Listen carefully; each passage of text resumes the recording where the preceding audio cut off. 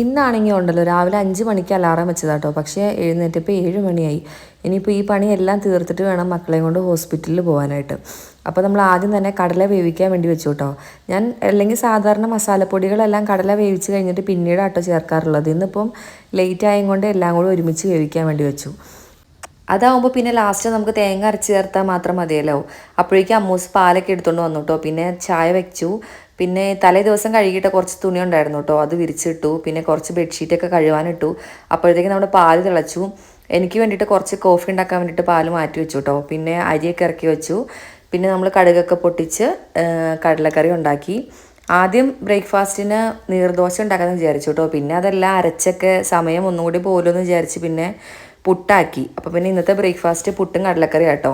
അതിൻ്റെ കൂടെ ഞാൻ കൂർക്ക തോരനും കൂടിയും വെച്ചു. പിന്നെ മീൻകറിയും മോരുകറിയൊക്കെ തലേ ദിവസത്തെ ഇരിക്കുന്നുണ്ട് കേട്ടോ. അതുകൊണ്ട് പിന്നെ വേറെ കറിയൊന്നും പ്രത്യേകിച്ച് ഞാൻ വെച്ചില്ല.